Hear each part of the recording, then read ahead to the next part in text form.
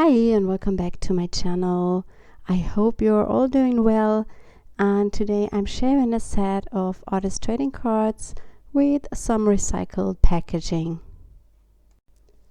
I used some old cardboard and cut ATC sized cards from it. The size of an ATC is 2.5 inches by 3.55 inches. I teared some of the topper layer from that cardboard off to get some of that wavy texture underneath, and it's really easy when you spritz the areas a little bit with water and let it sit for a few seconds, and then you can remove the top layer easily. And here you see me creating the background for the cards. I'm using a watercolor painting that I did on some old book paper, and I have a video of this on my Instagram TV channel, and I will link it up in the description box. I'm gluing the pieces down with gel medium.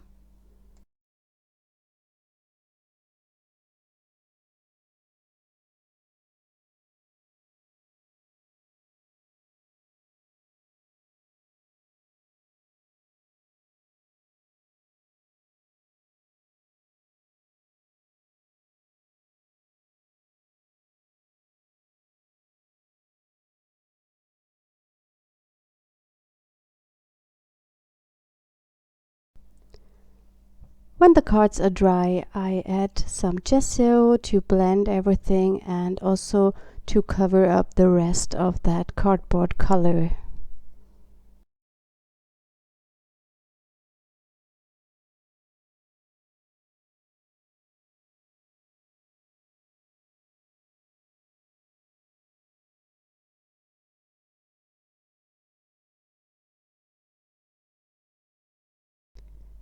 I added 2 layers of gesso. I don't have this on camera. I just let the first layer dry and then add a second one.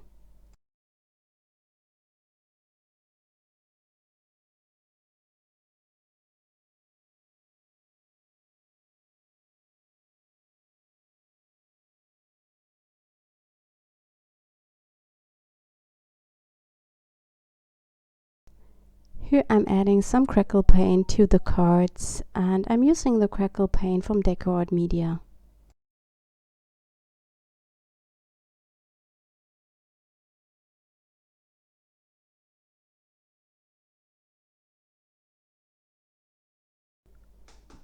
If you are interested in close-up pictures of the artist trading cards, you will find always a blog post, and it's linked in the description box.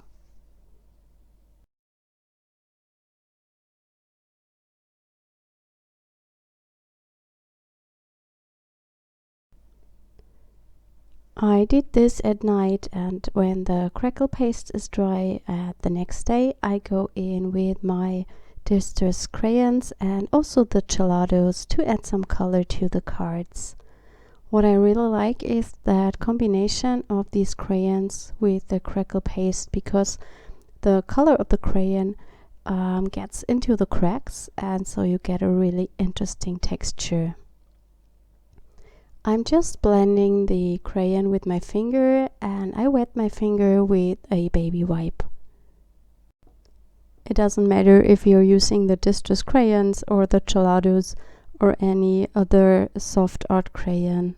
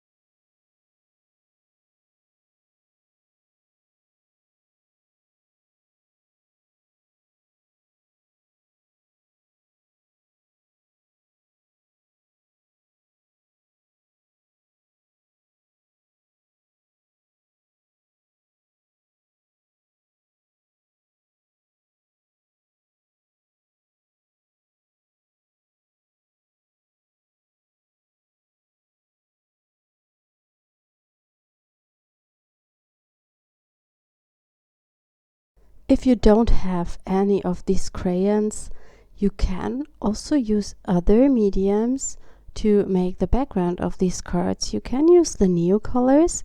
They will not sink as deep into these cracks when you apply them pure, but when you go over with a wet brush and dilute them a little bit with water, it will go into the cracks as well and create also a very interesting texture.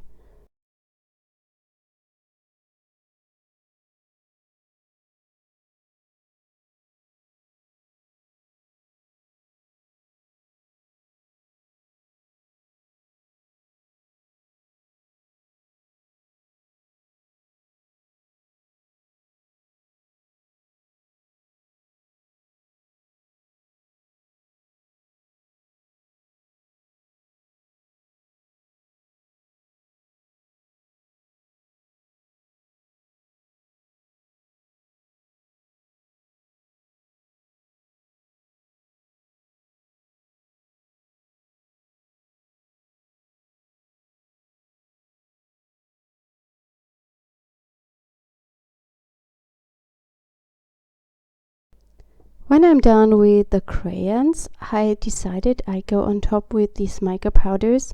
Arteza sent them to me recently to try them out, and I will have a video about them soon on my channel where I share some different ideas what you can do with them in mixed media.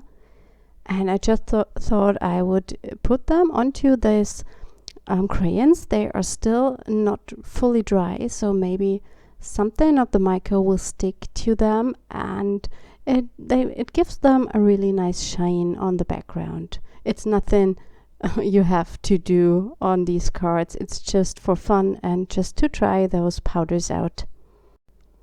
I now go in for some background stamping, and I use one of my Mixer Sentiment stamp sets, and I just add some of that texture randomly to create a little bit more interest.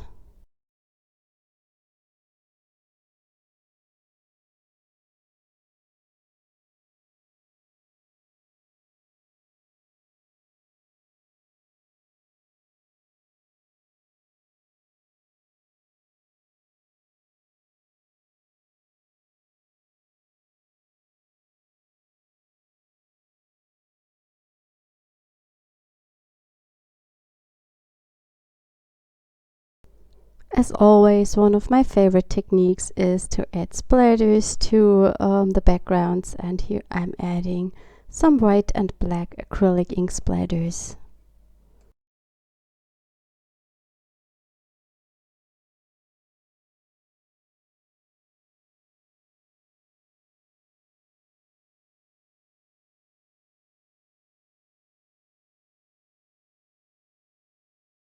For my main images, I stamped 2 of the rubber dance textured birds and also 2 of our doodle flowers. Finally, I will only pick one of them for the cards, and I stamped them to watercolor paper, and I also use my watercolors to color them in.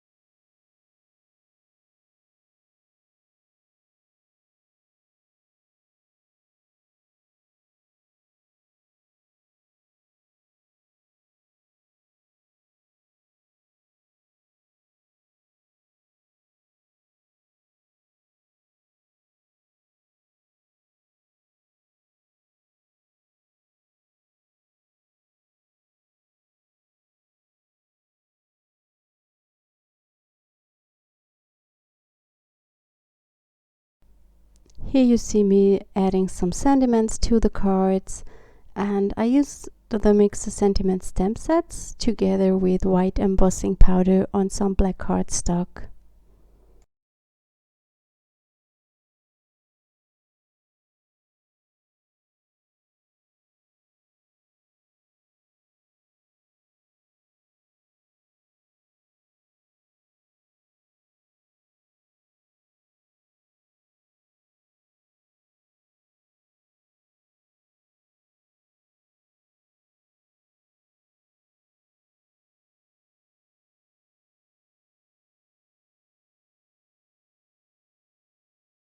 To finish up each card, I'm adding a black border around it, and therefore I'm using the black watercolor pencil, and I just dilute the color with a brush, and this makes the cards pop even more.